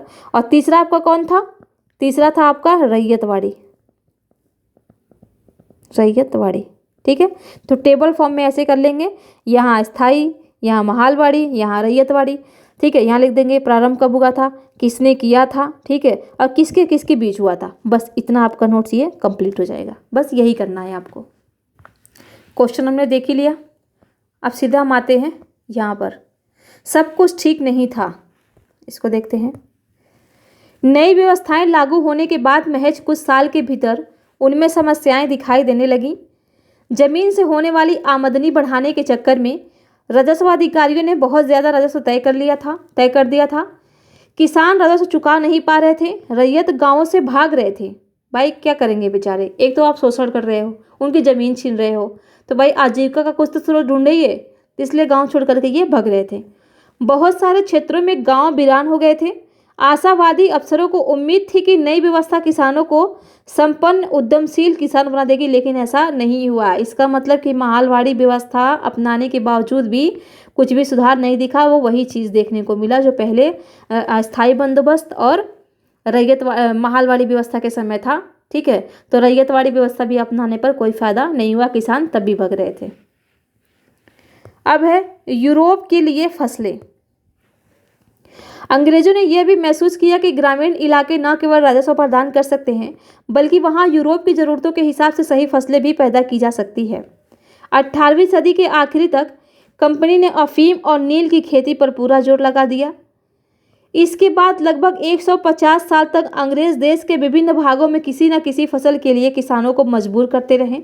बंगाल में पटसन, असम में चाय, संयुक्त प्रांत यानी वर्तमान उत्तर प्रदेश में गन्ना, पंजाब में गेहूं, महाराष्ट्र और पंजाब में कपास, मद्रास में चावल, यानी इन फसलों को उपजाने के लिए, इन फसलों को उत्पादन करने के लिए किसानों को बहुत ज़्यादा मजबूर करते थे। तो ध्यान देंगे, मेन चीज़ ये है कि आपसे ना ये मिलान का पूछ लेगा कि बंगाल में किसका उत्पादन होता था, ठीक है, असम में किसकी उत्पादन होती थी, संयुक्त प्रांत उत्तर प्रदेश में किसका उत्पादन किया जाता था, किस में 18वीं सदी के आखिर तक, ठीक है, यहाँ का पूछ लेगा आपसे। पंजाब में गेहूँ, महाराष्ट्र पंजाब में कपास, मद्रास में चावल। तो ये चीज़ आप ध्यान रखेंगे, ठीक है। यहाँ पर दे देगा आपको जगह का नाम दे देगा और फसल का नाम दे देगा, और फिर आपको मिलान करने के लिए पूछ लेगा। तो इस चीज़ को आप बाकायदा यहाँ पर नोट कर लेंगे। जैसे कि अगर मैं कर दूँ यहाँ पर, तो बंगाल, पटसन, ठीक है, असम, सबको पता है, दुनिया को पता है असम, चाय, यूपी, गन्ना, पंजाब, महाराष्ट्र और पंजाब। यहाँ पर क्या है, यहाँ पर है, समझ लीजिएगा, एमएच का और पीबी का मतलब कपास, और आपका मद्रास, यहाँ पर है चावल। तो अब आयोग क्या करेगा, आप लोगों से क्या पूछेगा। देखिए, ये दो चीज़ तो सभी को पता है, असम में चाय होती है, यूपी में गन्ना होता है, इनको हटा देगा। बाकी ये तीनों और एक आध और कहीं से ला करके डाल देगा और आपसे पूछ लेगा और आप कंफ्यूज हो जाएंगे। अगर ये तीन चीज़ आप पढ़ें तो बताइए क्या आपका ऑप्शन सही नहीं हो जाएगा। यहाँ क्या एलिमिनेट नहीं कर पाएंगे आप, ये क्या मिला करके आप पहुँच नहीं सकते हैं कि हाँ ए से ये मिल रहा है, बी से 3 मिल रहा है, 4 से सी से 4 मिल रहा है। तो इस तरीके से 3 तो बहुत है ना, 3 को मिला है तो चौथा बचेगा तो किसी में मिल जाएगा, ठीक है। तो इस तरीके से आपको चीज़ें तैयार करनी है। यह कैसे किया गया था, अंग्रेजों ने अपनी ज़रूरत की फसलों की खेती को फैलाने के लिए कई तरीके अपनाए। आइए इसी तरह की एक फसल उत्पादन की ऐसी ही एक पद्धति को अच्छी तरह समझें। तो यहाँ से भी कुछ भी नहीं है आपका, बाकी ये भी आप छोड़ सकते हैं, ठीक है। बाकी जहाँ पर ये जो अंडरलाइन हुआ है, जो हाईलाइट हुआ है शब्द, उसी को आप ध्यान में रखेंगे। अब है कि क्या रंग का भी कोई इतिहास है। अब ये चित्र तो हमको देखने की ज़रूरत नहीं है, सीधा हम आते हैं अपने टॉपिक पे। ये सब आप छोड़ सकते हैं, किसके द्वारा बनाई गई, कौन सी चित्रकारी है, ठीक है। हाँ, थोड़ा सा आप ये देख सकते हैं कि क्या पता आयोग कहाँ से क्वेश्चन उठा ले। तो ब्रिटेन के प्रसिद्ध कवि और कलाकार विलियम मॉरिस, तो बस इतना ध्यान रखेंगे कि विलियम मॉरिस का संबंध किससे था। तो ये ब्रिटेन का एक प्रसिद्ध कवि और कलाकार थे, बस इतना ही आपको ध्यान में रखना है। बाकी चीज़ें आप यहाँ पर छोड़ सकते हैं।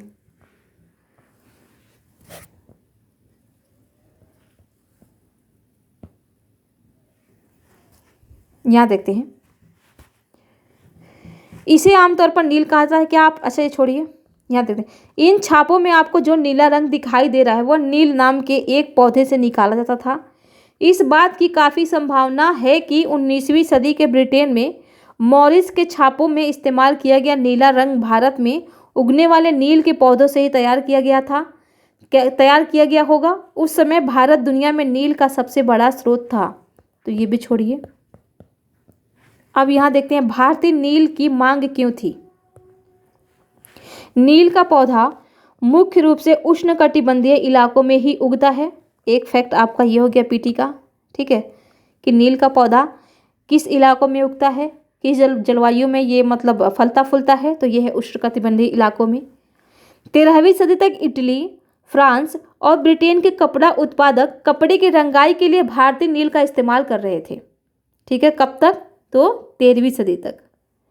उस समय भारतीय नील की बहुत थोड़ी मात्रा ही यूरोपीय बाजारों में पहुंचती थी।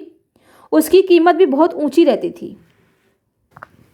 इसीलिए यूरोपीय कपड़ा उत्पादकों को बैंगनी और नीले रंग बनाने के लिए वुड नामक एक और पौधे पर निर्भर रहना पड़ता था। तो वुड नामक पौधा किससे संबंधित है? तो ये नील से है। ठीक है, नील का काम करता था, तो बस इतना ध्यान रखिएगा, नील से है।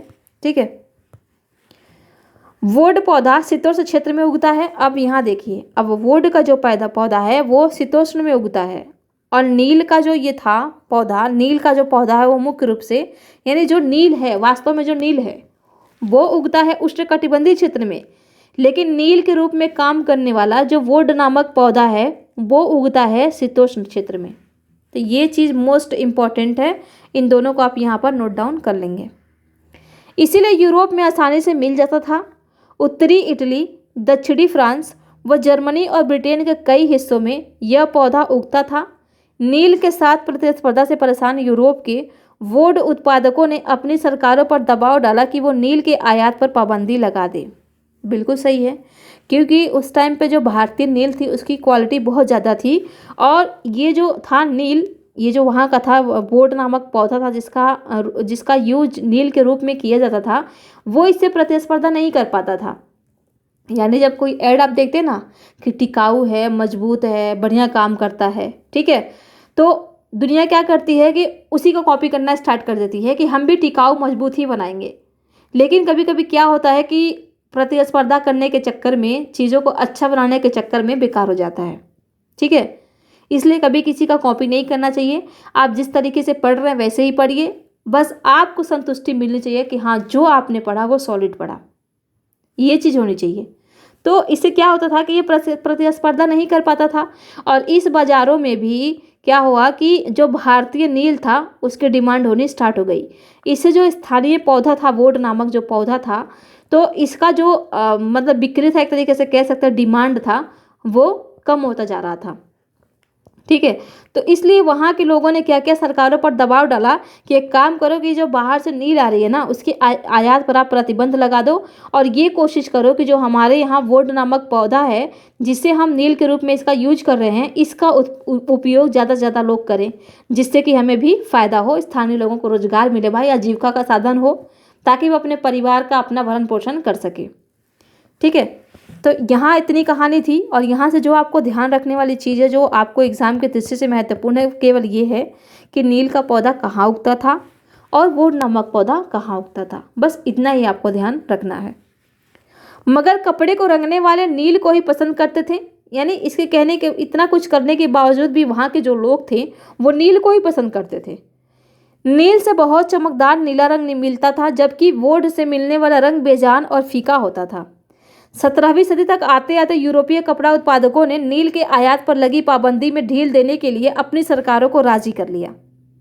यानी अब उन्होंने ये कहा कि यार पाबंदी हटा दो।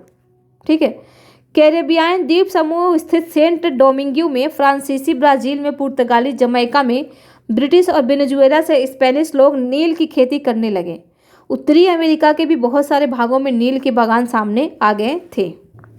तो यहाँ से जो आपको ध्यान रखना है कि कैरेबियान द्वीप समूह में, ये पूछ लेगा आपसे कि सेंट डोमिंगो कहाँ स्थित है, तो कैरेबियान द्वीप समूह में स्थित है। बस इतना आपको ध्यान रखना है, बाकी चीज़ें आप यहाँ से छोड़ सकते हैं।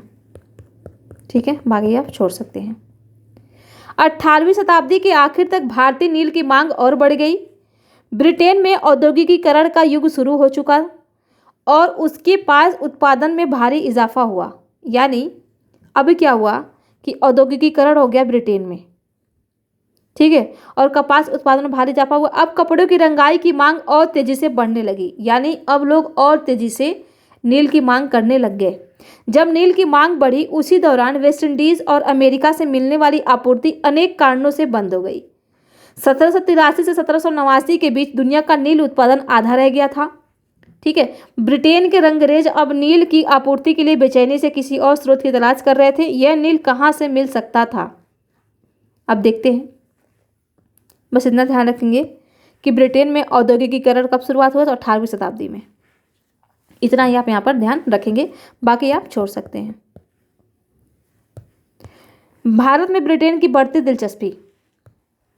यूरोप में नील की बढ़ती मांग को देखते हुए ईस्ट इंडिया कंपनी भी भारत में नील की खेती बढ़ाने का रास्ता ढूंढने लगी।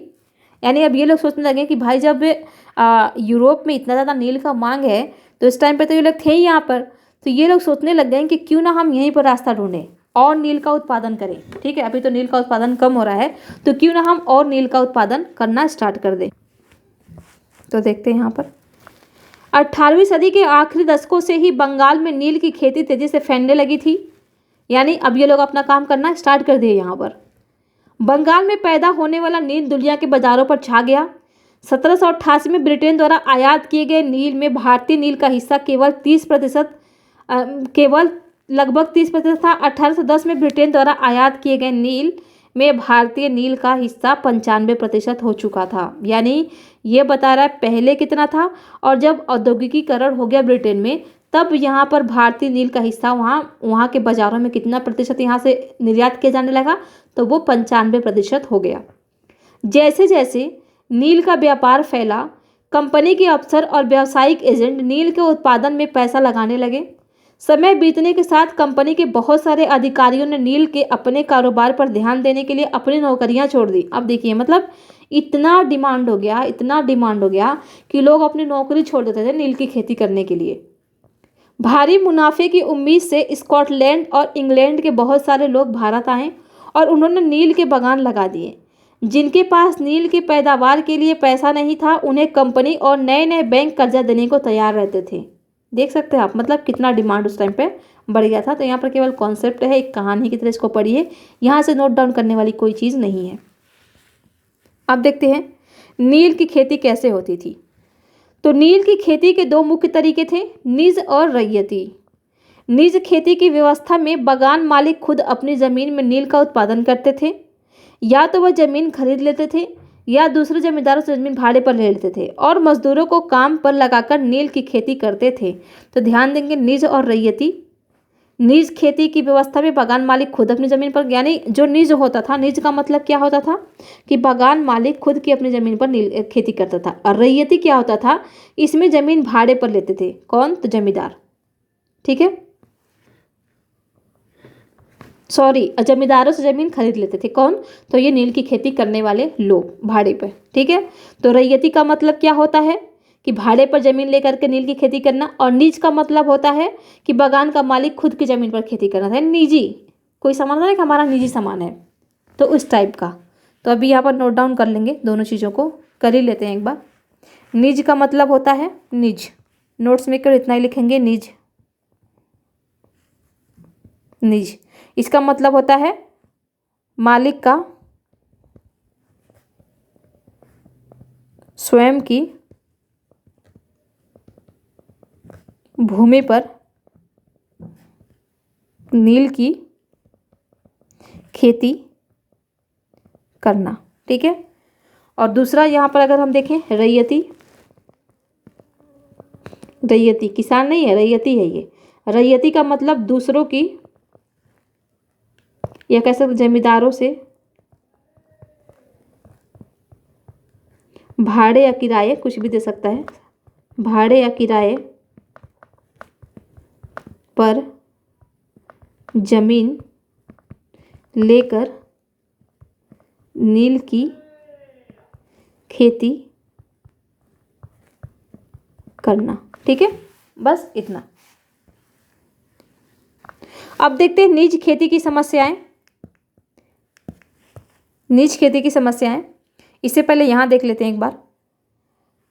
18वीं सदी में फ्रांसीसी बागान मालिकों ने कैरेबियन द्वीप समूह में स्थित फ्रांसीसी उपनिवेश सेंट डोमिंगो में नील और चीनी का उत्पादन शुरू किया। अब देखिए यहाँ से एक फैक्ट और आपका मिल गया कि ये जो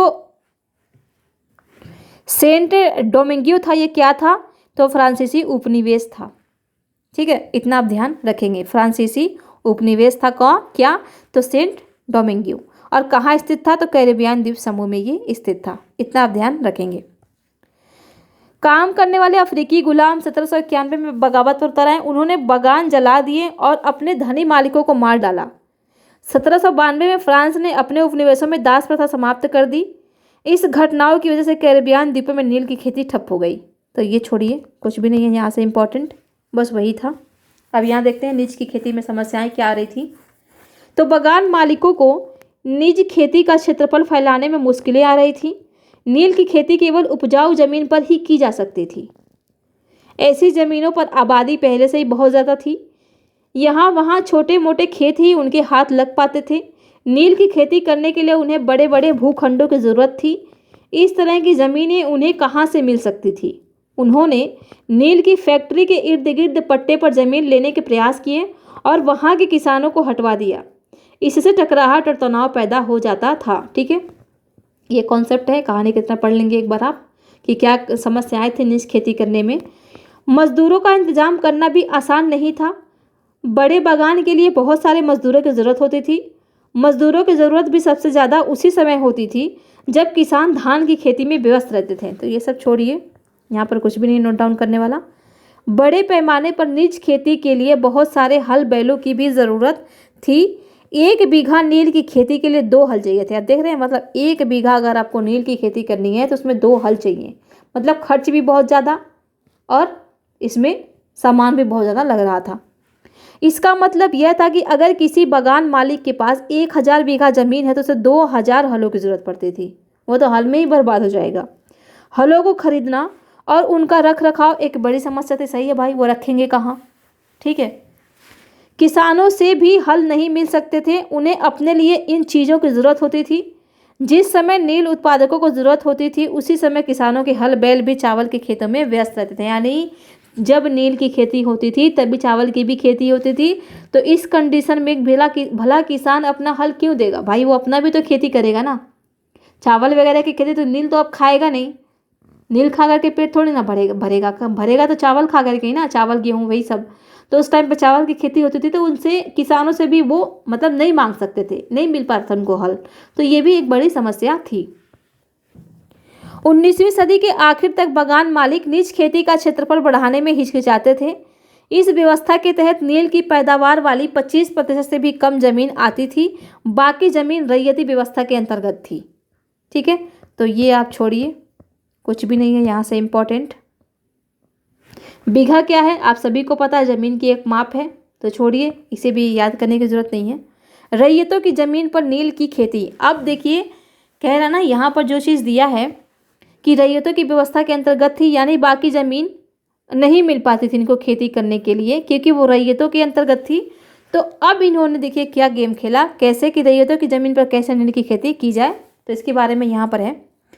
रैयती व्यवस्था के तहत बागान मालिक रैयतों के साथ एक अनुबंध करते थे। सट्टा, अनुबंध का मतलब होता है सट्टा। कई बार वे गांव के मुखियाओं को भी रैयतों की तरफ से समझौता करने के लिए बाध्य कर देते थे। अब देखिए, मतलब दबाव डाल देते थे कि नहीं आप समझौता करो रैयतों से। मुखियाओं को बोलते थे कि आप बोलो उनको कि नील की खेती करें। जो अनुबंध पर दस्तखत कर देते थे उन्हें नील उगाने के लिए कम ब्याज दर पर बागान मालिकों से नगद कर्जा मिल जाता था। कर्जा लेने वाले रैयत को अपनी कम से कम 25% ज़मीन पर नील की खेती करनी होती थी। बागान मालिक बीज और उपकरण मुहैया कराते थे, जबकि मिट्टी को तैयार करने, बीज बोने और फसल की देखभाल करने का जिम्मा काश्तकारों के ऊपर रहता था। जब कटाई के समय फसल बागान मालिकों को सौंप दी जाती थी तो रैयत को नया कर्जा मिल जाता था और वही चक्र दोबारा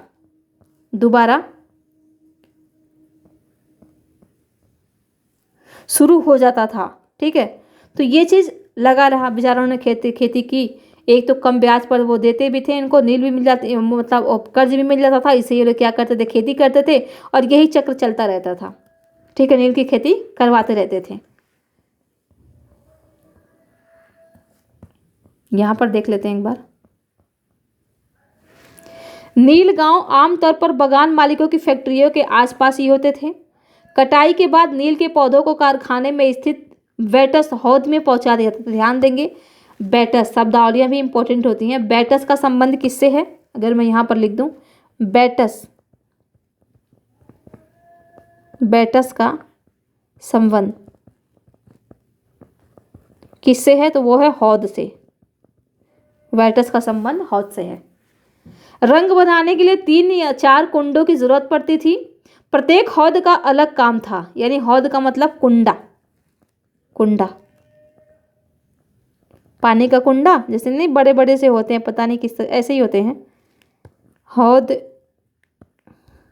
ऐसे ही होते होंगे, ऐसे ही हौद। ठीक है, ये है आपका हौद, कटोरी बन जा रही है, हौद है ये, आप लोग समझ लीजिएगा। अरे कुछ नहीं, जो ना आप लोग देखेंगे ना गांव में गाय भैंस होते हैं तो उनको खाने के लिए बनाया जाता है, ऐसे ऐसे स्ट्रक्चर बना दिया जाता है, उसमें ये हौद, ये नादा, नादा बोलते हैं, उसमें इसमें आपका भूसा चारा वगैरह डाल देते हैं। तो इसी तरीके की वहाँ भी चीज़ें होती रही होंगी। तो कह रहा है कि प्रत्येक हौद का अलग काम था। नील के पौधों से पत्तियों को तोड़कर पहले एक कुंड में गर्म पानी में घंटों तक डुबोया जाता था। ठीक है, जब पौधे किण्वित हो जाते थे तो द्रव में बुलबुले उठने लगते थे। अब सड़ी हुई पत्तियों को निकाल दिया जाता था और द्रव को एक और हौद में छान दिया जाता था। दूसरा हौद पहले हौद के ठीक नीचे होता था। दूसरा हौद बीटर वॉट में इस घोल को लगाकर हिलाया जाता था और पैडलों में खंगाला जाता था। जब यह द्रव हरा और उसके बाद नीला हो जाता था तो हौद में चूने का पानी डाला जाता था। धीरे धीरे नील की पपड़ियाँ नीचे जम जाती थीं और ऊपर साफ द्रव निकल आता था। द्रव को छानकर अलग कर लिया जाता था और नीचे जमी नील की खाद, नील की लुगदी को दूसरे कुंड में डाल दिया जाता था। इसके बाद उसे निचोड़कर बिक्री के लिए सुखा दिया जाता था। तो देख सकते हैं मतलब कितनी प्रोसेस से गुजरना पड़ता था नील को बनाने के लिए। अब यहाँ है, ये क्या दिया है, पेड़, यहाँ कह रहा है कि यहाँ खड़ा नील मजदूर हौद में पड़े घोल को हिलाने के लिए इस्तेमाल होने वाले पैडल को लिए खड़ा है। कुछ नहीं है, ये दिख ही नहीं रहा है हमको हौद कैसा है, यहाँ पर साफ आया ही नहीं है। यहाँ देखते हैं, यहाँ आप उत्पादन की आखिरी, अच्छा ठीक है, ये तो तरीका दिया गया है, इससे हमको मतलब नहीं है, हमारे बस यहाँ एक ही था इम्पोर्टेंट एग्जाम की दृष्टि से। बाकी आप ये प्रोसेस आप याद कर सकते हैं, देख सकते हैं कहानी की तरह कि कैसे नील को बनाया जाता है। जो किसान पहले इन कर्जों से बहुत आकर्षित थे उन्हें जल्दी ही समझ में आ गया कि यह व्यवस्था कितनी कठोर है। उन्हें नील की जो कीमत मिलती थी वो बहुत कम थी और कर्जों का सिलसिला कभी खत्म ही नहीं होता था। कैसे खत्म होगा, एक तो कम दे रहे हैं ब्याज पर, वो बेचारा पिछला तो चुका ही नहीं पा रहा है, अगला फिर उसको मिल जा रही है ऋण, फिर अगला को खेत में लगा दे रहा है, फिर उसको नहीं चुका पा रहा है। ऐसे करते करते काफ़ी ये दब जाते थे बोझ, मतलब कर्जे के बोझों तले ये दब जाते थे, तो इनसे कोई फायदा होता नहीं था। समस्याएं और भी थी। बागान मालिक चाहते थे कि किसान अपने सबसे बढ़िया खेतों में ही नील की खेती करे, लेकिन नील के साथ परेशानी यह थी कि उनकी जड़ें बहुत गहरी होती थी और वह मिट्टी की सारी ताकत खींच लेती थी। नील की कटाई के बाद वहाँ धान की खेती नहीं की जाती, यानी ज़मीन जो है वो बंजर हो जाती थी, क्योंकि इनकी जड़ें इतनी लंबी होती हैं नील की कि वो जितने भी उसमें पोषक तत्व होते थे उनको सोख लेती थी। तो भला वो भूमि उपजाऊ कैसे रहेगा भाई, खाद पानी तो उसको मिल नहीं रहा है। ठीक है, तो इस तरीके से वो भूमि बंजर हो जाता था, तो इससे भी किसान काफ़ी परेशान थे। तो ये सारी समस्याएं थी नील की खेती करने में। अब देखते हैं नील विद्रोह और उसके बाद। यहाँ पर दिया है कि मार्च 1859 में बंगाल के हजारों रैयतों ने नील की खेती से इनकार कर दिया। जैसे जैसे विद्रोह फैला, रैयतों ने बागान मालिकों को लगान चुकाने से भी इनकार कर दिया। वे तलवार, भाले, तीर, कमान लेकर नील की फैक्ट्रियों पर हमला करने लगे। औरतें अपने बर्तन लेकर लड़ाई में कूद पड़ी। भाई अब क्या करेंगे, एक तो आप लोग उसको कम वो दे रहे हो, पैसे दे रहे हो, ऊपर से उनको और कोई खेती नहीं करने दे रहे हो आप लोग, और कोई आजीविका का स्रोत है नहीं उनके पास, तो क्या करेंगे। जब पेट ही नहीं भरेगा, ऊपर से आप लोग बैल की तरह उनसे मेहनत करवा रहे हो, तो भाई सभी उतरेंगे। माएँ जो है अपने बच्चों के लिए उतरेंगी, पिता जो है अपने आजीविका के लिए उतरेगा। तो इस तरीके से सारे लोग इसमें शामिल हो गए थे। बागान मालिकों के लिए काम करने वालों का सामाजिक बहिष्कार कर दिया गया। बागान मालिकों की तरफ से लगान वसूली के लिए आने वाले गुमास्ता एजेंटों की पिटाई की गई। तो यहाँ पर एक शब्दावली है गुमास्ता, गुमास्ता का मतलब होता है एजेंट। ठीक है, रैयतों ने कसम खा ली कि न तो वे नील की खेती के लिए कर्जा लेंगे और न ही बागान मालिकों के लाठीधारों गुंडों से डरेंगे। ठीक है, तो यहाँ आप देख सकते हैं, यहाँ पर जो आपका एग्ज़ाम के दृष्टि से जो महत्वपूर्ण पॉइंट्स हैं जो आपको नोट डाउन करने हैं वो ये हैं। पहला तो ये कि नील विद्रोह कब शुरू हुआ था, नील विद्रोह शुरू कब हुआ था? तो ये हुआ था 1859 में। ठीक है। दूसरा, यहाँ पर ध्यान देंगे गुमास्ता का संबंध किससे है? गुमास्ता, तो ये होते थे एजेंट। तीसरा आप ध्यान रखेंगे कि लठियालो तो आपको याद ही होगा, लाठीधारी गुंडे, इसको तो बताने की आपको ज़रूरत है ही नहीं। तो यहाँ से आपको इतना ही ध्यान रखना है। बाकी इसमें देखते हैं, इस पैराग्राफ में तो आपके केवल ये 2 पॉइंट्स ही होंगे काम के। ठीक है, बाकी आप यहाँ पर छोड़ सकते हैं, कहानी की तरह से ही पढ़ लीजिएगा। नील के किसान चुप बैठने को तैयार नहीं थे। क्यों? उन्हें बगावत की ताकत कहाँ से मिली? इसमें कोई शक नहीं कि नील की खेती अत्यंत दमनात्मक थी, लेकिन जो लोग दबे होते थे वे हमेशा बगावत नहीं करते, ऐसा कभी कभी ही होता है। ये छोड़िए। 1859 में नील रैयतों को लगा कि बगान मालिकों के खिलाफ बगावत में उन्हें स्थानीय जमींदारों और मुखियाओं का भी समर्थन मिल सकता है। बहुत सारे गांवों में जिन मुखियाओं से नील के अनुबंधों पर जबरन दस्तखत कराए गए थे, उन्होंने ही नील किसानों को इकट्ठा किया। अब भाई उन विचारों से भी दबाव बना करके, धमकी दे करके बोला गया कि तुम रैयतों से क्या करो, समझौता करो कि नील की खेती करेंगे। तो इनमें भी आक्रोश भरा हुआ था कि ऐसे कब तक हम लोग जिएंगे। तो ये लोग भी क्या किए, समर्थन किए। उन्होंने ही नील किसानों को इकट्ठा किया और लाठियों के साथ आमने सामने की लड़ाई लड़ी। कई स्थानों पर रैयतों को बगावत के लिए उकसाते हुए जमींदार गांव-गांव घूमने लगे, यानी ये भी बहुत परेशान हो गए थे। जमींदार इस बात से परेशान थे कि बगान मालिकों की ताकत बढ़ती जा रही थी और बगान मालिक जबरन लंबे समय के लिए उनसे जमीन ले लेते थे। अब देख सकते हैं आप, मुखिया क्यों परेशान था? क्योंकि उन पर दबाव बनाया जाता था, धमकाया जाता था कि तुम रैयतों से नील की खेती करवाने के लिए समझौते करो। और जो जमींदार बेचारे इसलिए परेशान थे कि जो बागान मालिक होते थे वो ज़बरदस्ती से ज़मीन ले लेते थे, ठीक है, पट्टे पर, और मन चाहा जो है पैसे देते थे। और कभी ज़्यादा तो देंगे नहीं, देंगे तो अपने मन के मुताबिक ही देंगे, कम ही देंगे। तो इस तरीके से जमींदार भी परेशान थे। तो रैयतों को जो मतलब हौसला मिला वो यहाँ से मिला कि हमारे साथ जमींदार भी हैं और हमारे साथ गांव के मुखिया भी हैं, तो अब हमें क्यों डरना। इसलिए ये बगावत पर उतर आए थे। हालांकि ये मेंस के पॉइंट ऑफ व्यू से है, बस इसको आप समझ सकते हैं कि नील रैयत जो थे उनको हिम्मत कहाँ से मिली। ठीक है, आंदोलन में किन की भागीदारी रही, तो आप देख सकते हैं महिला, बच्चे, मुखिया, जमींदार सब इसमें शामिल हैं। ठीक है, नील के किसानों को यह भी लग रहा था कि अंग्रेज सरकार भी संघर्ष में उनका साथ देगी। 1857 की बगावत के बाद ब्रिटिश सरकार एक और व्यापक विद्रोह के खतरे से डरी हुई थी। जब नील की खेती वाले जिलों में एक और बगावत की खबर फैली तो लेफ्टिनेंट गवर्नर ने 1859 की सर्दियों में इलाकों का दौरा किया। 1859 की सर्दियों में इलाके का दौरा किया। रैयतों को लगा कि सरकार उनकी दुर्दशा से परेशान है। बरसात में मजिस्ट्रेट एस्ले ईडन ने एक नोटिस जारी किया जिसमें कहा गया कि रैयतों को नील के अनुबंध मानने के लिए मजबूर न ही किया जाए। ठीक है, तो ये भी आप छोड़ सकते हैं। बस इतना ध्यान रखेंगे कि पहले तो 1857 का विद्रोह हुआ, उसके बाद से 59 का हुआ था ये नील वाली। ठीक है, तो अब इसमें हम क्वेश्चन देख लेते हैं। अच्छा, इसको पूरा पढ़ ही लेते हैं पहले। तो ये जो कहा, ये जो था मजिस्ट्रेट एस्ले ईडन जो था, इसने कहा कि भाई एक काम करो कि आप रैयतों को परेशान मत करो, मजबूर मत करो कि वो नील की खेती करें। इस नोटिस के आधार पर लोगों में यह खबर फैल गई कि रानी विक्टोरिया ने नील की खेती न करने का हुक्म दे दिया है। ईडन किसानों को शांत करने और विस्फोटक स्थितियों को नियंत्रित करने की कोशिश कर रहे थे। उनकी कार्रवाई को किसानों ने अपने विद्रोह का समर्थन मान लिया। आप देख सकते हैं ये यहाँ भी इनकी रणनीति थी। जैसे जैसे विद्रोह फैला, कलकत्ता के पढ़े लिखे लोग भी नील जिलों की ओर चल पड़े। उन्होंने रैयतों की दुर्दशा, बगान मालिकों की जोर जबरदस्ती और अत्याचारी नील व्यवस्था के बारे में लिखा। तो ये छोड़िए आप। इस बगावत से परेशान सरकार को बगान मालिकों की रक्षा के लिए सेना बुलानी पड़ी।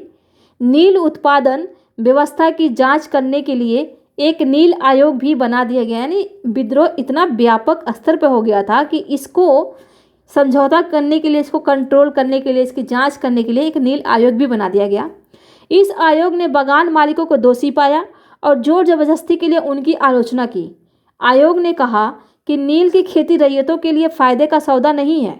आयोग ने रैयतों से कहा कि वे मौजूदा अनुबंधों को पूरा करें, लेकिन आगे से वे चाहें तो नील की खेती बंद कर सकते हैं। यानी आयोग ने जो है फैसला वो रैयतों के पक्ष में सुनाया।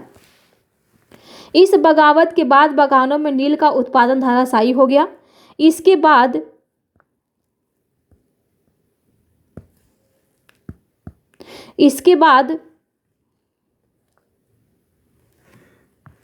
बागान मालिक बिहार पर ध्यान देने लगे। 19वीं सदी के आखिर में कृत्रिम रंगों का निर्माण होने लगा था। इससे उनका व्यवसाय भी बुरी तरह प्रभावित हुआ। फिर भी वे उत्पादन फैलाने में सफल रहे। जब महात्मा गांधी दक्षिण भारत से लौटे तो बिहार के एक किसान ने उन्हें चंपारण आकर नील किसानों की दुर्दशा देखने का न्योता दिया। ये कौन थे? तो ये थे राजकुमार शुक्ल। राजकुमार शुक्ल, ठीक है, ये थे। 1917 में महात्मा गांधी का यह दौरा नील बागान मालिकों के खिलाफ चंपारण आंदोलन की शुरुआत थी। तो चंपारण आंदोलन की शुरुआत कब की गई थी? तो वो की गई थी 1917 में। किसके नेतृत्व में? तो वो किया गया था महात्मा गांधी के नेतृत्व में। ठीक है, तो अब क्वेश्चन को देख लेते हैं पहले यहाँ से। सबसे पहला क्वेश्चन तो यही है कि 1857 के विद्रोह के ठीक बाद बंगाल में निम्नलिखित में से कौन सा विप्लव हुआ? यानी कौन सा विद्रोह हुआ? तो नील विद्रोह। जैसे कि यहाँ का मैंने आपको बताया कि 57 के बाद से आप सीधा देख सकते हैं 59 में नील विद्रोह हुआ। ठीक है, आंसर है इसका सी। निम्न में से महात्मा गांधी का भारत में पहला सत्याग्रह कौन सा था? तो ये था चंपारण, क्योंकि दक्षिण भारत से अभी तुरंत लौटे ही थे कि राजकुमार शुक्ल ने उनको कहा कि एक काम कीजिए, आप एक बार हमारे यहाँ आइए और किसानों को देखिए कि बेचारे किस दुर्दशा में जी रहे हैं, उनकी दुर्दशा देखिए। ठीक है, फिर है कौन सी घटना सबसे पहले हुई? तो आप सभी को पता चंपारण ही बता रहा है, जब प्रारंभ ही इसी आंदोलन से हुआ है और ये सारे जो घटनाक्रम है ये गांधी जी से संबंधित हैं, तो पहले तो यही होगा ना। तो देखिए डायरेक्ट कैसे क्वेश्चन बना रहा है यहाँ से, ये देख सकते हैं आप कैसे डायरेक्ट क्वेश्चन बन रहे हैं यहाँ से। फिर अगला क्वेश्चन है कि गांधी जी ने भारत में पहली बार सत्याग्रह आंदोलन बिहार में कहाँ प्रारंभ किया? तो देख सकते हैं चंपारण में किया। ठीक है, यहाँ पर खुद बता रहा है ये कि नील बागानों में, ये देखिए चंपारण में। गांधी जी का चंपारण आंदोलन था तो नील कर्मियों की समस्याओं के समाधान हेतु, यहाँ पर देखिए नील बागान मालिकों के खिलाफ। ठीक है, अगला क्वेश्चन ये देख रहे हो कितना क्वेश्चन पूछा है यहाँ से। देखिए 1 2 3 4 5 6 7 8, अभी तो और क्वेश्चन में क्रॉप ही नहीं की, घुमा फिरा के यही क्वेश्चन पूछा है। ठीक है, अगला है कि बिहार के कौन से स्थान में गांधी जी ने अपना प्रथम सत्याग्रह किया? तो वही है चंपारण। चंपारण नील आंदोलन के राष्ट्रीय नेता कौन थे? महात्मा गांधी थे। महात्मा गांधी ने सर्वप्रथम किस आंदोलन का नेतृत्व किया? देखिए चंपारण का किया था। तो देख रहे हैं आप घुमा फिरा करके कैसे पूछा है। ये देखिए बीपीएससी में पूछा है, ये भी बीपीएससी में, और देखिए बीपीएससी में देखिए 56 में पूछा है, 59 में पूछा है, 48 में पूछा है, फिर 52 में पूछा, मतलब फेवरेट क्वेश्चन है, ये फेवरेट क्वेश्चन है। फिर यहाँ देखिए यहाँ भी पूछ लिया है। ठीक है, 42 में। तो यहीं पर देखिए 1 2 3 4 5 एग्जामों में तो सीधा यही पूछा है। ठीक है, और देखिए 12 में पूछ लिया है, ये यूपी पीसीएस में पूछा है। तो इस तरीके से आप देख सकते हैं। अब इसको देख लेते हैं एक बार। भीख मांग लूंगा परंतु नील नहीं उगाऊंगा। चांदपुर थाना हरदी के एक नील काश्तकार हाजी मुल्ला से मंगलवार 5 जून, ये सब छोड़िए, ये क्या है ये भी छोड़िए, ये भी छोड़िए, बातचीत हुई है, ये इंपॉर्टेंट नहीं है। वेस्ट इंडीज में नील उत्पादन, इसको देख लेते हैं क्या है ये। 18वीं सदी की शुरुआत में एक फ्रांसीसी मिशनरी जो बैप्टिस्ट लबात ने कैरेबियाई द्वीपों का दौरा किया और इस इलाके के बारे में विस्तार से लिखा। यह तस्वीर लबात की एक पुस्तक में ली गई है। इस तस्वीर में यहाँ फ्रांसीसी बागानों में नील उत्पादन के सारे चरणों को दर्शाया गया है। बाएं सिरे पर, अच्छा ये भी छोड़िए, कुछ भी नहीं है। यहाँ पर देखते हैं, गुलाम मजदूर नील के पौधों को सेटलर वॉट में डाल रहे हैं। और एक अच्छा ये जो यहाँ पर स्ट्रक्चर जो दिया गया है, जो फिगर यहाँ पर दिया गया है, उसके बारे में बताया गया है। ठीक है, तो ये इंपॉर्टेंट नहीं है। अच्छा ये देख लीजिए आप लोग एक बार, इसको अगर हम देखें तो रैयत कौन होते थे? तो किसान होते थे। महाल क्या था? अभी हमने देखा गांव का समूह था।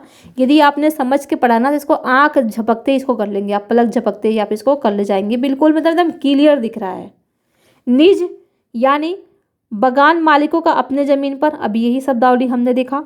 रैयतों की ज़मीन पर खेती, ये भी हो गया आपका। ठीक है, अब यहाँ पर देखिए रिक्त स्थानों की पूर्ति दिया है कि यूरोप में वुड उत्पादकों को से अपने आमदनी में, अच्छा ये जो बंगाल से नील का आयात, यह कह सकते हैं भारत से नील के आयात से अपनी आमदनी में गिरावट का खतरा दिखाई देता था। ठीक है, क्योंकि आप यहाँ पर हम कॉन्सेप्ट समझ ही चुके हैं कि जो ओड उत्पादक, जो ये ओड का पौधा होता था, इसका कलर टिकता नहीं था, ज़्यादा चमकीला नहीं होता था, जल्दी खराब हो जाता था। ठीक है, और जो भारत का जो नील था वो काफ़ी टिकाऊ था, मजबूत था, टिकाऊ था, रंग चमकीला था, तो गुणवत्तापूर्ण था। तो इसलिए इसकी डिमांड हो रही थी, तो वहाँ के जो स्थानीय लोग थे उनके जो आमदनी थी उनमें गिरावट आ रही थी, क्योंकि उनकी चीज़ को कोई खरीदता ही नहीं था, डिमांड तो इसका था। ठीक है, फिर एक 18वीं सदी के आखिर में ब्रिटेन में नील की मांग के कारण बढ़ने लगी। अभी हमने देखा औद्योगिकीकरण के कारण, औद्योगिकीकरण के कारण। ठीक है, यहाँ पर जैसे कृत्रिम रंग बनाने लग गए ना, कृत्रिम रंग बनाने लग गए, कृत्रिम रंग। तो इससे क्या हुआ, तकनीकी ढूंढ निकाली, जिससे नील की अंतर्राष्ट्रीय मांग पर बुरा असर पड़ने लग गया। चंपारण आंदोलन के खिलाफ था, तो ये किसके खिलाफ था, तो नील उत्पादन के खिलाफ था, नील उत्पादन के खिलाफ था। तो इस तरीके से अगर आपने चीज़ों को सही ढंग से पढ़ा है तो ये बहुत बड़ी चीज़ नहीं है, आप इसको आसानी से कर ले जाएंगे। ठीक है, तो और हम देख लेते हैं, यहाँ पर तो हमारा सब हो ही गया, कुछ छूटा तो नहीं है, एक एक बार हम इसको देख लेते हैं। नहीं, हमारा कुछ भी नहीं छूटा है। तो इस तरीके से हमारा ये चैप्टर भी कंप्लीट हो गया, और इससे आपके बहुत सारे क्वेश्चंस बनेंगे। तो आप ध्यान से इसको पढ़ेंगे, नोट डाउन करेंगे और बार बार इसको रिवीजन करिए। बाकी जो छोटे छोटे क्वेश्चन है ना, इनको लिखने में बहुत मज़ा आएगा अगर आपने सही ढंग से पढ़ा है तो आप इसको लिखने की कोशिश कीजिए। आपकी आंसर राइटिंग जो स्किल है ना वो यहीं से डेवलप होगी। ठीक है, तो इसको हल्के में मत लीजिए। बाकी हम ये चौथा देखेंगे, आदिवासी, दीकू और एक स्वर्ण युग की कल्पना। ये भी काफ़ी इंपॉर्टेंट है, यानी ये जो एनसीईआरटी है ना, ये 8वीं क्लास की, अभी तो ये पार्ट 1 है, यानी पार्ट ए है, ये बहुत ही इंपॉर्टेंट है। तो इसको आप हल्के में नहीं लेंगे, काफ़ी अच्छे तरीके से इसको पढ़ेंगे, क्योंकि यहीं से काफ़ी सारे क्वेश्चंस आपके तैयार हो जाएंगे। और आप उठा करके देख लीजिए प्रीवियस ईयर के क्वेश्चन को, हर साल एनसीईआरटी से क्वेश्चंस पूछे जाते हैं। तो इसी के साथ इस वीडियो को यहीं समाप्त करते हैं। आप सभी को बहुत बहुत धन्यवाद।